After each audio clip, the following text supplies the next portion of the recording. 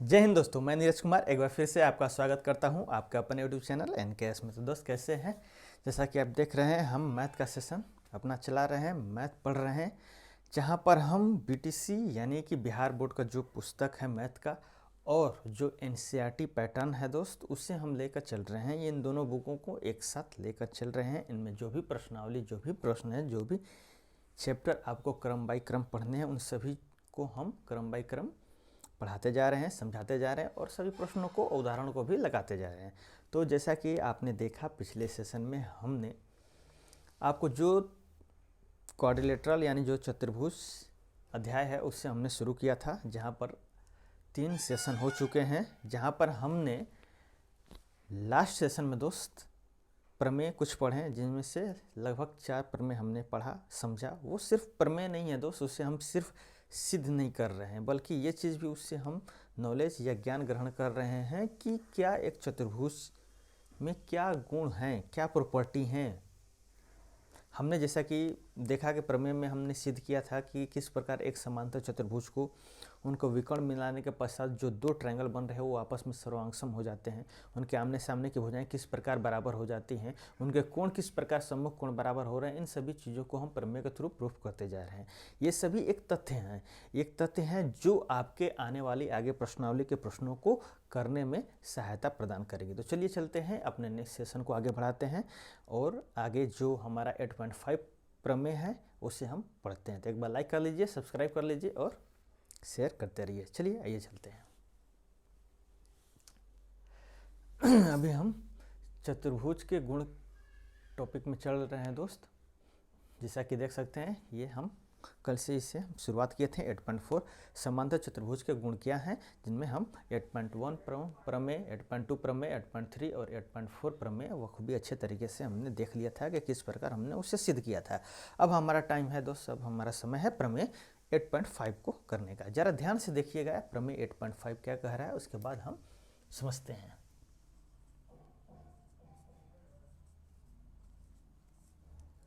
चलिए देखिएगा, प्रमेय 8.5 क्या कह रहा है। बोल रहा है प्रमेय 8.5 कि यदि एक चतुर्भुज में सम्मुख कोणों का प्रत्येक युग्म बराबर हो तो वह एक समांतर चतुर्भुज होगा। मतलब इसके कहने का सिंपल मतलब यही है दोस्त। बोल रहा है कि एक हम आपको चतुर्भुज दे दिए, ध्यान में रखिएगा, चतुर्भुज। चतुर्भुज का कोई नाम नहीं बोला है, ना समलंब है, ना आयत है, ना वर्ग, ना समचतुर्भुज है, कुछ भी नहीं है, वो सिर्फ चतुर्भुज है। चतुर्भुज मतलब वैसी आकृति जो 4 भुजाओं से मिलकर बनी हो और 4 बिंदुओं क्रम में हो, बस यही होता है चतुर्भुज।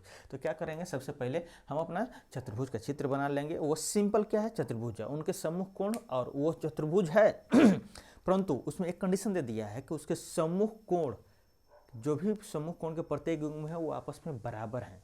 क्या है, बराबर है। तो आपको यह सिद्ध करना है कि वह समांतर चतुर्भुज होगा। क्या होगा, समांतर चतुर्भुज होगा। आगे चलिए चलते हैं, शुरुआत करते हैं। बोल रहा है हमारा 8.5 प्रमेय में कि एक चतुर्भुज है, सिंपल एक चतुर्भुज है। ये क्या है, चतुर्भुज है, ए बी सी और डी। एक सिंपल एक क्या है, एक चतुर्भुज है। हमको दिया क्या हुआ है, यह सबसे पहले राइट डाउन कर लेंगे कि ए बी सी डी एक क्या है, चतुर्भुज है। एक क्या है, चतुर्भुज है। ए बी सी डी एक क्या है, सिंपल एक चतुर्भुज है, जिसमें दिया हुआ है सम्मुख कोण बराबर है। और क्या दिया हुआ है कि सम्मुख कोण है, सम्मुख कोण के जो युग्म है बराबर है। क्या है, सम्मुख कोण के युग्म क्या है, बराबर है। मतलब युग्म का मतलब सम्मुख कोण का युग्म को ये हो जाएगा। ये क्या है, सम्मुख कोण का युग्म है, मतलब आमने सामने की जो कोणे हैं वो एक युग्म है, मतलब 2 कोण हैं। अब जरा ध्यान से देखिएगा, इसके कहने का मतलब क्या हुआ कि एंगल ए बराबर एंगल सी है और एंगल बी बराबर एंगल डी है। ये आपको हम दे दिए हैं। क्या है, ये आपको हम दे दिए हैं। इस प्रमेय में ये चीज़ आपको गिवन है, लेकिन आपको सिद्ध क्या करना है, सिद्ध क्या करना है, सिद्ध करना है कि ए बी सी डी एक समांतर चतुर्भुज होगा। चतुर्भुज तो है, लेकिन कैसा चतुर्भुज होना चाहिए, समांतर चतुर्भुज होना चाहिए, समांतर चतुर्भुज। कैसा चतुर्भुज होना चाहिए दोस्त? समांतर चतुर्भुज होना चाहिए। अब समांतर चतुर्भुज का कंडीशन क्या होता है आप जानते हैं, वो कंडीशन फॉलो आप करा देंगे। अगर आप सिद्ध कर कर जो समांतर चतुर्भुज का कंडीशन होता है उसे आप फॉलो कर देते हैं, फॉलो करा देते हैं, निष्कर्ष में वो कंडीशन लिया देते हैं, तो ABCD क्या हो जाएगा? एक समांतर चतुर्भुज होता है। तो समांतर चतुर्भुज का क्या कंडीशन होता है कि जो हमारा आमने सामने की भुजाएं होती हैं वो क्या होती हैं? पैरेलल होती हैं। उसी प्रकार AD पैरेलल हो जाएगा किससे? BC से। अगर यह और यह दोनों कंडीशन अगर हम किसी तरह फुलफिल कर देते हैं, अंत तक निष्कर्ष निकाल देते हैं और यह हमारा निष्कर्ष निकल कर आ जाता है, तो हम कह सकते हैं कि ABCD जो चतुर्भुज हम बनाए हैं वो एक क्या होगा? समांतर चतुर्भुज होगा। क्या होगा? समांतर चतुर्भुज होगा। चलिए आइए चलते हैं। अब देखिएगा जरा क्या क्या आपको उपलब्ध है। यह एंगल इसके बराबर है, यह एंगल इसके बराबर है, यानी यह वाला एंगल और यह वाला एंगल क्या है? दोनों क्या है? आपस में बराबर है। अब जरा ध्यान से देखिएगा, हमें क्या करना है?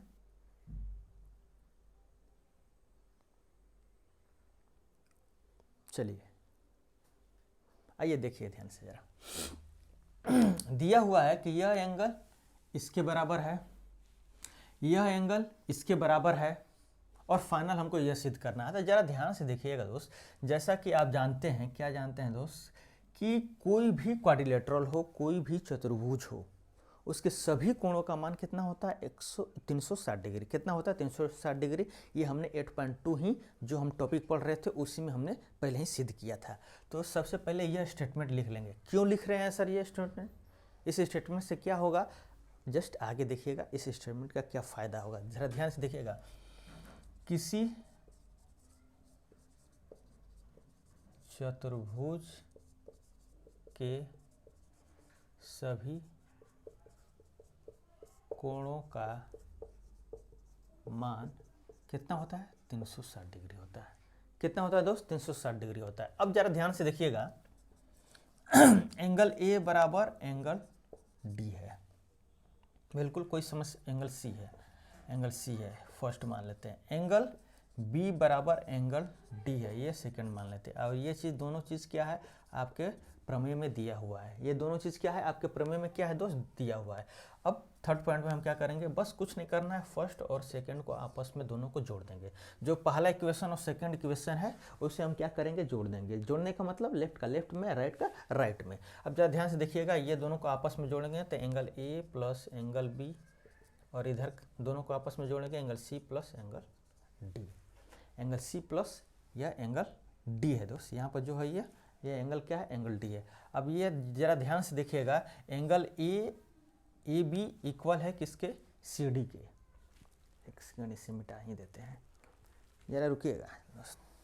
चलिए देखिएगा जरा ध्यान से। अब एंगल आपका जो एंगल, ये दोनों समीकरण है, इसे हमने क्या किया? दोनों को जोड़ दिया। दोनों को जब जोड़ेंगे तो angle A plus angle B बराबर आएगा angle C plus angle D। ये दोनों आएगा। क्यों आएगा? क्योंकि यह लेफ्ट और लेफ्ट एक में जोड़ेंगे और राइट एक साइड हम जोड़ेंगे। यानी कि कहीं भी अगर इक्वेशन हम आगे हमको मिला A B दोनों का जोड़, तो उसके जगह पर हम C प्लस D का जोड़ लिख सकते हैं। कोई समस्या? कोई समस्या नहीं यहाँ तक। चलिए आगे बढ़िएगा, ज़रा ध्यान से देखिएगा। अभी हमने देखा पहला स्टेटमेंट, देखिएगा हमने जो पहला स्टेटमेंट लिखा है दोस्त, कि किसी भी चतुर्भुज के सभी कोणों का मान कितना होता है? 360 डिग्री होता है। ज़रा ध्यान से देखिएगा, क्या हम angle A plus angle B plus angle C plus angle D बराबर 360 डिग्री लिख सकते हैं? बिल्कुल लिख सकते हैं। ये आप हम बिल्कुल लिख सकते हैं। कैसे लिख सकते हैं? चतुर्भुज के, ये चतुर्भुज का चिन्ह चतुर्भुज के योग गुण के अनुसार, चतुर्भुज के कोण के योग गुण, कोण के चतुर्भुज के योग गुण जो कोण का होता है उसके अनुसार 360 डिग्री होगा, जो हमने सिद्ध पहले ही कर रखा है दोस्त।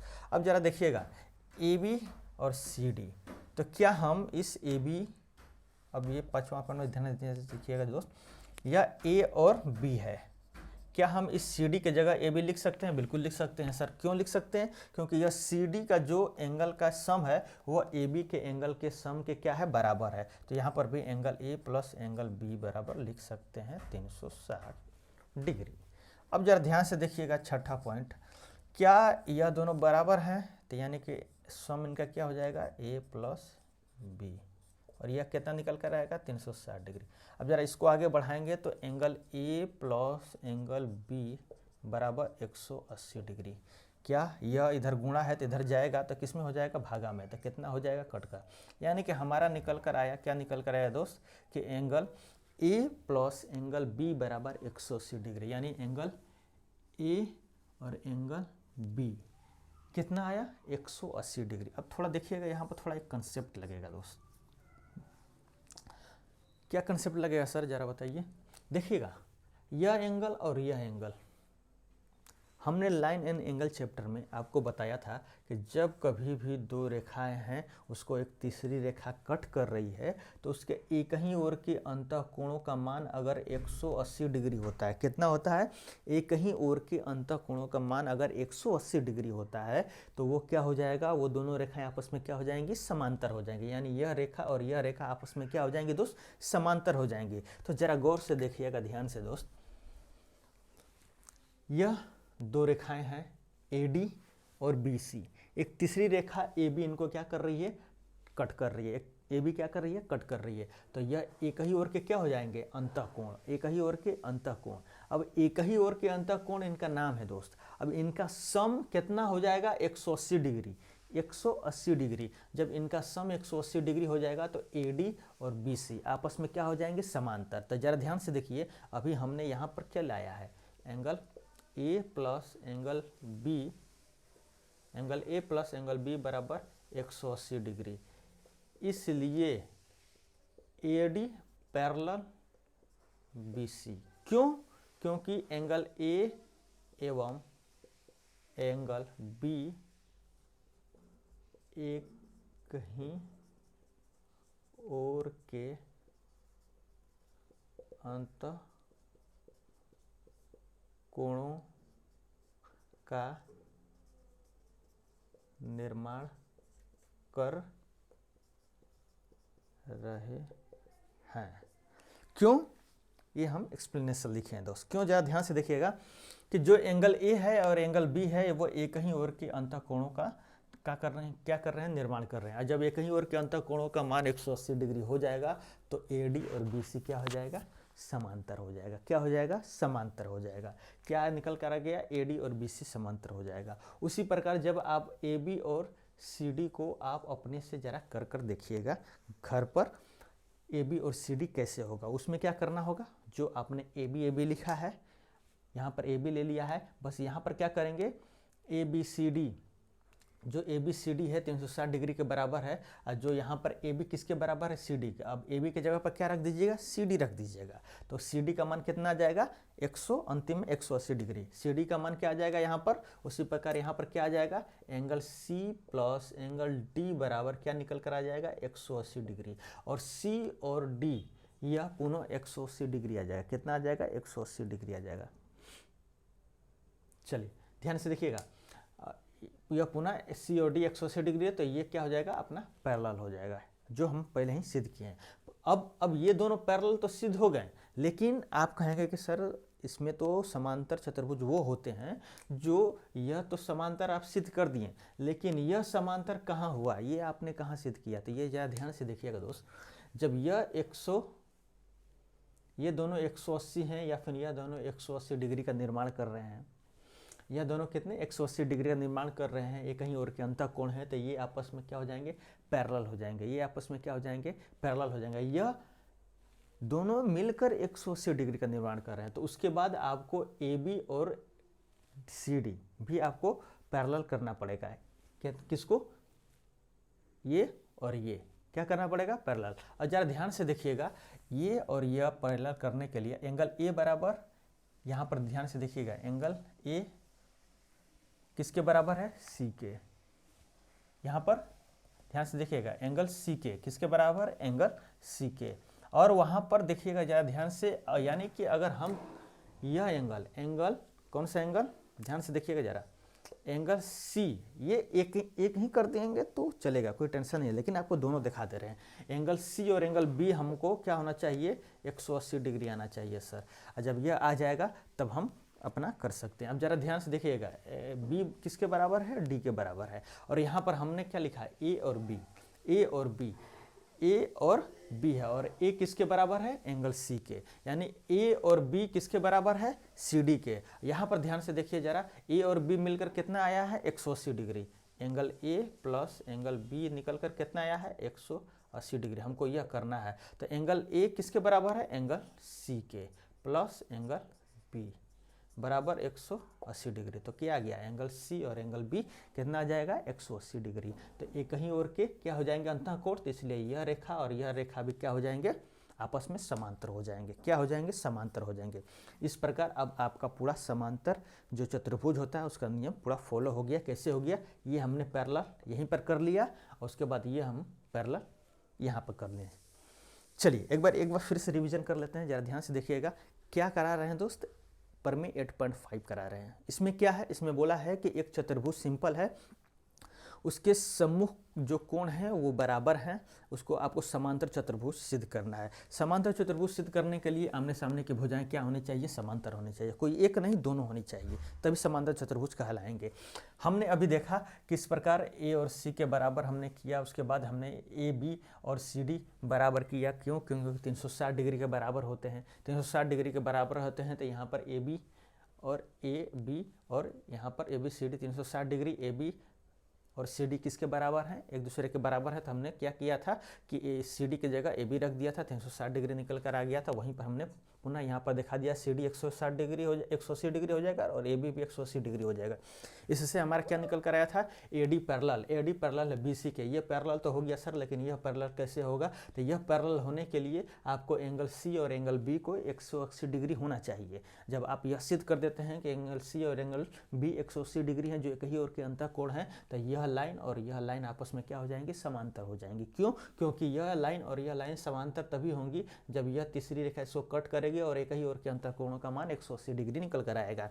एंगल सी और एंगल बी बराबर हमको सिद्ध क्या करना था, 180 डिग्री। तो आप हमने अभी यहाँ पर निकाला था एंगल ए और एंगल बी बराबर 180 डिग्री, और एंगल ए इक्वल टू किसके है, सी के। एंगल ए इक्वल टू किसके है, सी के, जो आपके प्रश्न में, आपके प्रमेय में दिया हुआ है। तो एंगल ए के जगह पर एंगल क्या लिख देंगे, सी, और बाकी बी पहले से है, तो यह मिलकर क्या हो जाएगा 180 डिग्री। इस वजह से ये इसके समानांतर, ये इसके समानांतर, तो ये हो जाएगा पैरेललोग्राम।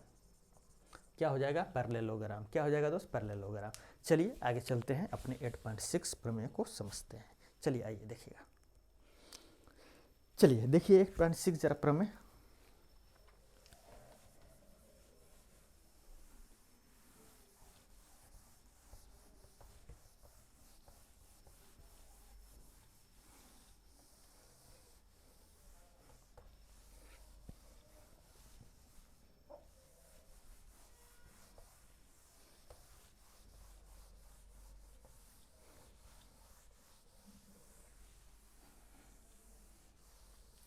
चलिए अब हम देखने जा रहे हैं दोस्त 8.6 प्रमेय। 8.6 प्रमेय जरा पढ़िएगा, क्या कह रहा है 8.6 प्रमेय, जरा देखिएगा। बोल रहा है कि समांतर चतुर्भुज के विकर्ण एक दूसरे को परस्पर समद्विभाजित करते हैं।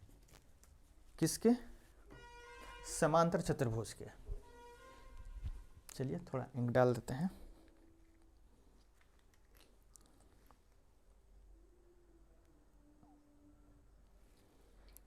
चलिए आइए देखिए, बोल रहा है दोस्त कि समांतर चतुर्भुज के विकर्ण, अब देखिएगा ध्यान से, अब इस प्रमेय में आपको खुद दे दिया है, क्या दे दिया है, वो चतुर्भुज है, लेकिन कैसा चतुर्भुज है, समांतर चतुर्भुज है। और समांतर चतुर्भुज के आमने सामने की भुजाएं क्या होती हैं, समांतर होती हैं।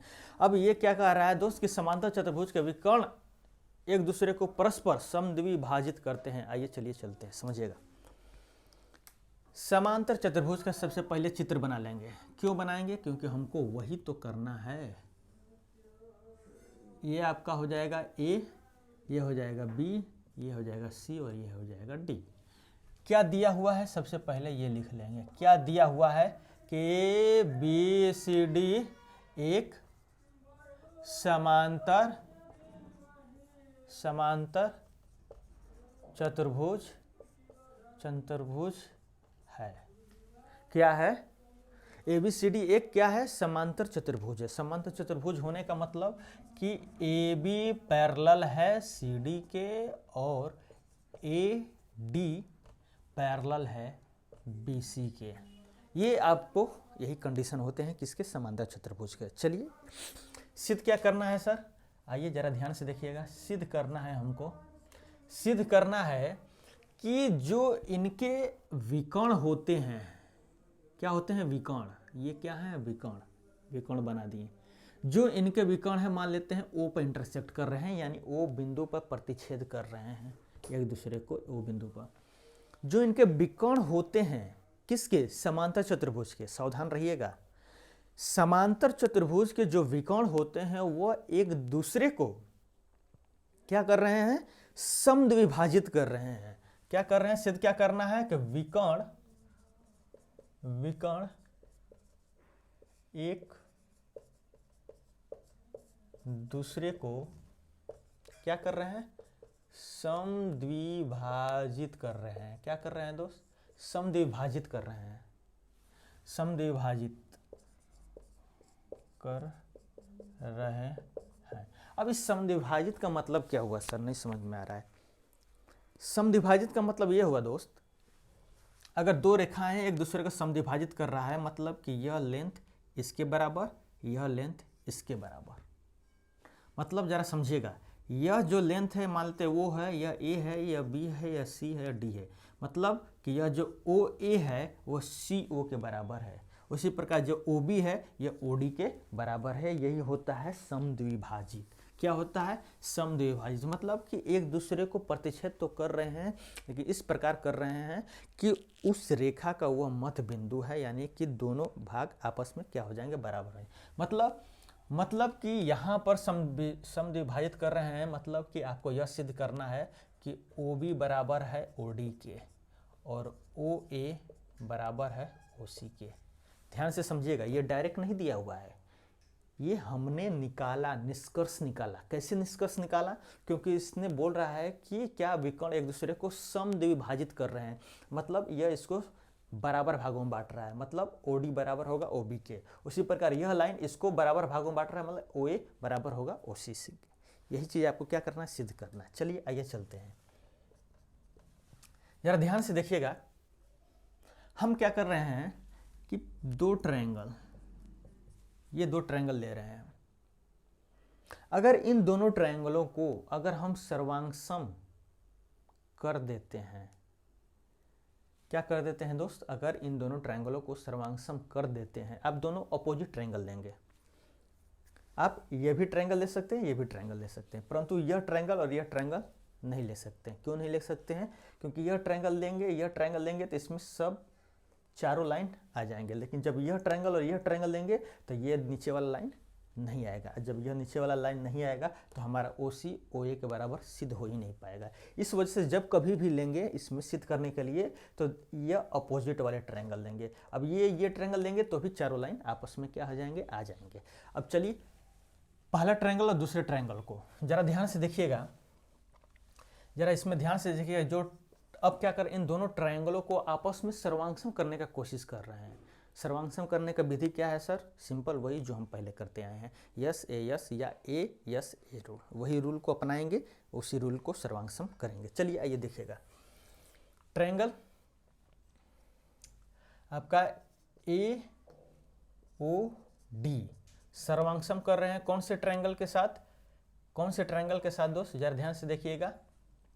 आपका AOD है तो COB के साथ, किसके साथ, COB के साथ क्या कर रहे हैं, सर्वांगसम कर रहे हैं। अगर ये सर्वांगसम कर ले जाते हैं तो CPCT के अनुसार ये जो भी आप देख रहे हैं ये क्या हो जाएंगे, बराबर हो जाएंगे। अब आइए जरा देखते हैं ध्यान से। अब इसमें जरा ध्यान से देखिएगा, यह लाइन इस लाइन के पैरेलल है। क्यों पैरेलल है, क्योंकि प्रश्न में आपके दिया हुआ है, अब यानी कि प्रमेय में आपको दिया हुआ है। तो यानी कि जाहिर सी बात है यह एंगल और यह एंगल आपस में क्या हो जाएंगे, बराबर हो जाएंगे। उसी प्रकार यह एंगल, उसी प्रकार यह एंगल, यानी कि एंगल 1 2 3 4 और यह एंगल 5 और यह एंगल 6। नामकरण ABCD नहीं लिख जब आप करेंगे तो ABCD लिखेंगे दोस्त। ये हम सिंपल आपको काउंटिंग कर दिखा दिए हैं ताकि आप डायरेक्ट उस पॉइंट को, उस काउंटिंग को सामने से डायरेक्ट देख सके। अब यह एंगल एंगल 4 और एंगल 1 बराबर होंगे, क्यों? क्योंकि एक ही ओर के अंतःकोण का निर्माण कर रहे हैं। क्यों? क्योंकि AD और BC क्या है, आपस में समांतर हैं। उसी प्रकार एंगल 2 और एंगल 3 क्या कर रहे हैं, आपस में एक ही ओर के एकांतर कोण का निर्माण कर रहे हैं। क्यों? क्योंकि ये और लाइन यह, यानी AB लाइन और CD लाइन क्या है, समांतर है, इस वजह से। और एंगल 5 और एंगल 6 क्या है, बराबर हैं। क्यों? क्योंकि शीर्षाभिमुख कोण है। क्यों? क्योंकि शीर्षाभिमुख कोण है, और यह AAA होने के कारण है, यानी AAS एंगल एंगल एंगल होने के कारण यह क्या हो जाएंगे, क्या हो जाएंगे दोस्त, एक दूसरे से सर्वांगसम हो जाएंगे। क्या हो जाएंगे, एक दूसरे से क्या हो जाएंगे, सर्वांगसम हो जाएंगे। और आपने AAA का भी कंडीशन पढ़ा है अपने ट्रायंगल के नियम में। सिंपल हमारा ट्रायंगल का शुरुआती जो सर्वांगसम करने का क्या है, यस यस है या ASA है। इसके बाद भी और सब आते हैं, लेकिन प्राथमिकता इनको मिलती है। क्यों? क्योंकि ये शुरुआत से ही वहाँ से इनका फैक्ट निकलना चालू होता है। इसके बाद आपने RHS पढ़ा होगा, AAA पढ़ा है, SSS पढ़ा है, ये सब चीज़ें आपने पढ़ा है और देखा है। चलिए आप ज़रा ध्यान से देखिएगा कि यह एंगल इसके सर्वांगसम, यह एंगल इसके सर्वांगसम, यह एंगल इसके सर्वांगसम, तो AA या AAA कह सकते हैं, सिमिलर अपना सर्वांगसम कॉन्ग्रुएंट हो जाएंगे। तो चलिए आइए ज़रा ध्यान से देखिएगा। चलिए अब क्या कर रहे हैं, एंगल AOD बराबर होगा एंगल COB के। क्यों? शीर्षाभिमुख कोण के कारण। उसी प्रकार एंगल OAD बराबर होगा एंगल OCB के। क्यों? एकांतर कोण के कारण। किसके कारण दोस्त? किसके कारण? एकांतर कोण के कारण।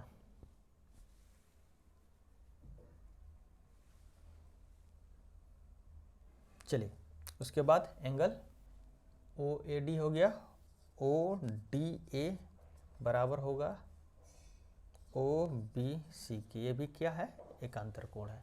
ये भी क्या है, एकांतर कोण है। इस वजह से क्या हो जाएगा, यह ट्रायंगल आपस में क्या हो जाएंगे दोस्त, सर्वांगसम हो जाएंगे। क्या हो जाएंगे, सर्वांगसम, by the process of AA सर्वांगसम नियम।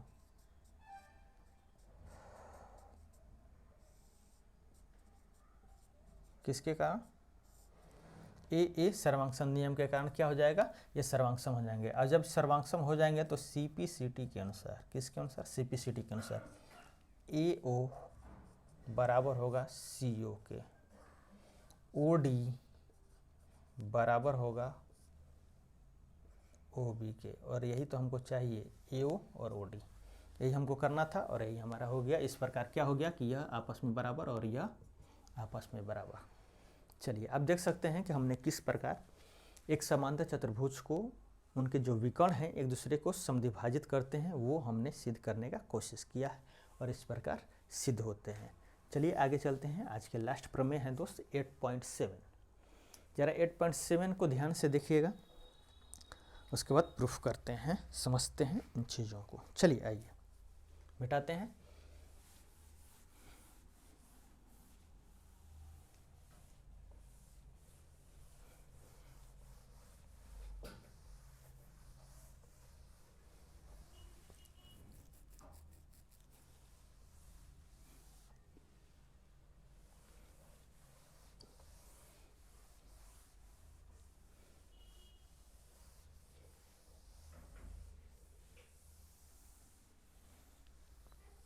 चलिए 8.7 जरा देखिएगा, बोल रहा है दोस्त 8.7 बोल रहा है कि यदि एक चतुर्भुज के विकर्ण एक दूसरे को समद्विभाजित करते हैं। अब ध्यान से देखिएगा, 8.6 में बोला है कि समांतर चतुर्भुज हम आपको दे दिए हैं, उनके साबित कीजिए कि उनके विकर्ण एक दूसरे को समद्विभाजित कर रहे हैं। अब बोल रहा है 8.7 में इसका जस्ट उल्टा है यह। अब बोल रहा है कि हम आपको एक चतुर्भुज दे दिए हैं, उनके विकर्ण एक दूसरे को समद्विभाजित करते हैं, ये भी दे दिए हैं। अब बस आप यह साबित कीजिए कि वह जो चतुर्भुज है वो समांतर चतुर्भुज होगा। क्या होगा, वह चतुर्भुज कैसा होगा, समांतर चतुर्भुज होगा। आइए चलिए चलते हैं। सबसे पहले एक सिंपल चतुर्भुज बनाएंगे, चतुर्भुज जो कि हमें सिद्ध करना है कि समांतर चतुर्भुज होगा। चलिए A B C डी और मान लेते हैं ये ओ पॉइंट है। इस प्रमेय में हमको दिया क्या हुआ है, सबसे पहले वो लिख लेंगे। दिया क्या है, दिया हुआ है कि ए बी सी डी एक चतुर्भुज है। क्या है, एक चतुर्भुज है। चतुर्भुज तो है, लेकिन और क्या दिया हुआ है, इनके विकर्ण एक दूसरे को क्या कर रहे हैं, समद्विभाजित कर रहे हैं। क्या कर रहे हैं दोस्त, समद्विभाजित कर रहे हैं। ध्यान रखिएगा, ये सिद्ध नहीं करना है, ये चीज़ आपको दिया हुआ है। यानी समद्विभाजित कर रहे हैं मतलब कि OB बराबर OD होगा या फिर OC बराबर OA होगा। ये चीज़ आपको दिया हुआ है। तो सर सिद्ध क्या करना है, सिद्ध हमें यह करना है कि ABCD एक क्या है, समांतर चतुर्भुज है। सिद्ध हमको यह करना है कि ABCD एक क्या है, समांतर चतुर्भुज है। ये हमको क्या करना है, सिद्ध करना है। और ABCD एक समांतर चतुर्भुज है, इसके सिद्ध करने का मतलब हुआ कि AB पैरेलल हो जाए CD के और AD पैरेलल हो जाए BC के। यह दोनों आपको लाना है, यह दोनों आपको क्या करना है, निष्कर्ष में लाना है। चलिए आइए चलते हैं, जरा ध्यान से देखिएगा। हमें यह बराबर है इसके और यह बराबर है इसके, ये चीज़ हमको क्या है, गिवन है। आपके प्रमेय में ये चीज़ क्या है आपको दोस्त, दिया हुआ है। तो जरा ध्यान से देखिएगा, यह इसके बराबर, यह इसके बराबर और यह एंगल शीर्षाभिमुख कोण होने के कारण, तो क्या यस ए यस नियम से यह फर्स्ट ट्रायंगल और सेकंड ट्रायंगल आपस में सर्वांगसम हो जाएंगे? बिल्कुल हो जाएंगे सर। जब यह सर्वांगसम हो जाएंगे तो आपका यह एंगल निकल कर आ जाएगा इस एंगल के बराबर और यह एंगल निकल कर आ जाएगा इस एंगल के बराबर। CPCD के अनुसार, किसके अनुसार दोस्त, CPCD के अनुसार। जब यह एंगल इसके बराबर आ जाएगा, यह एंगल इसके बराबर आ जाएगा, तो आप देख सकते हैं कि यह एंगल और यह एंगल आपस में एक ही एकांतर कोण है। क्या है, एकांतर कोण है। तो जब यह एंगल इसके बराबर तो BC पैरेलल AD, जब यह एंगल इसके बराबर तो AB पैरेलल CD। इस प्रकार आमने सामने की भुजाएं क्या होगी दोस्त, समांतर होगी। तो इस वजह से हम कह सकते हैं कि यह क्या है, एक समांतर चतुर्भुज है। क्या है, एक समांतर चतुर्भुज है। चलिए आइए, जो भी अभी बताए हैं हमने बस उसी को लिखना है। चलिए आइए चलते हैं, हम क्या करने जा रहे हैं, ट्रायंगल हम करने जा रहे हैं दोस्त। ट्रायंगल आपको AOD को सर्वांगसम करने जा रहे हैं। AOD को सर्वांगसम करने जा रहे हैं COB के साथ। किसके साथ, COB के साथ। किस प्रकार होगा, जरा ध्यान से देखिएगा। क्या AO बराबर OC लिख सकते हैं या CO लिख सकते हैं? बिल्कुल लिख सकते हैं। क्या एंगल AOD बराबर एंगल COB लिख सकते हैं? बिल्कुल लिख सकते हैं। क्यों, क्योंकि शीर्षाभिमुख कोण है। क्यों, क्योंकि शीर्षाभिमुख कोण है। कौन सा कोण है, शीर्षाभिमुख। और ये चीज़ दिया हुआ है, ये चीज़ क्या है, आपको दिया हुआ है। उसी प्रकार क्या हम OB बराबर OD लिख सकते हैं? बिल्कुल लिख सकते हैं। और ये चीज़ क्या है, दिया हुआ है। ये चीज़ क्या है, दिया हुआ है। अब उसके बाद क्या हो सकता है, अब यह ट्रायंगल आपस में क्या हो जाएंगे, सर्वांगसम हो जाएंगे। किसके कारण सर्वांगसम हो जाएंगे, यस ए यस सर्वांगसम नियम के अनुसार। सर्वांगसम नियम से क्या हो जाएंगे, ये आपस में सर्वांगसम हो जाएंगे। और जब ये सर्वांगसम हो जाएंगे तो जरा ध्यान से देखिएगा, क्या CBO एंगल आपका क्या CPCD के अनुसार, किसके अनुसार, CPCD के अनुसार जो एंगल CBO है उसे हम एंगल ADO लिख सकते हैं। CBO ADO एंगल क्या हम बराबर लिख सकते हैं? बिल्कुल बराबर लिख सकते हैं। किसके अनुसार, CPCD के अनुसार। और यह CBO और ADO, CBO और ADO एक ही एकांतर कोण है। क्या है, और यह बना रहे हैं एकांतर कोण। क्या बना रहे हैं, एकांतर, अंतः एकांतर कोण। क्या बना रहे हैं दोस्त, यह बना रहे हैं अंतः एकांतर कोण, और अंत एकांतर कोण बनाने के कारण ये और यह बनाने के कारण AD क्या हो जाएगा, BC के क्या हो जाएगा, सर्वांग, क्या हो जाएगा, BC के सर्वांग, क्या हो जाएगा, BC के सर्वांग। सेम उसी प्रकार CPCT के अनुसार जो हमारा एंगल DAO है वो बराबर हो जाएगा एंगल BCO, और ये बना रहे हैं अंत एकांतर कोण। ये क्या बना रहे हैं दोस्त, अंत एकांतर कोण। और जब यह अंत एकांतर कोण बना रहे हैं तो आपका AB पैरेलल हो जाएगा CD के, और यही हमको लाना है, AD पैरेलल BC के और AB पैरेलल CD के। ये दो चीज़ आ गया तो क्या साबित हो गया कि यह एक समांतर चतुर्भुज है। क्या है, पैरालेलोग्राम। पैरालेलोग्राम का मतलब समांतर चतुर्भुज। क्या हो जाएंगे, समांतर चतुर्भुज। तो इस प्रकार आप देख सकते हैं कि ABCD एक चतुर्भुज था जिनके विकर्ण आपस में समद्विभाजित कर रहे थे, तो हमने इसको फाइनली क्या सिद्ध किया कि यह एक समांतर चतुर्भुज होगा। तो चलिए चलते हैं, ये आपका इस प्रकार पूरा प्रमेय हुआ दोस्त। चलते हैं, मिलते हैं अपने नेक्स्ट सेशन में, जहाँ पर इसके आगे जो उदाहरण उपलब्ध हैं उन उदाहरणों को करेंगे। उसके पश्चात इस चैप्टर में शायद एक और प्रमेय है, उससे हम कर लेंगे और फाइनल अपने प्रश्नावली को सॉल्व करेंगे। चलिए मिलते हैं अपने नेक्स्ट सेशन में। Have a nice day, God bless you, जय हिंद।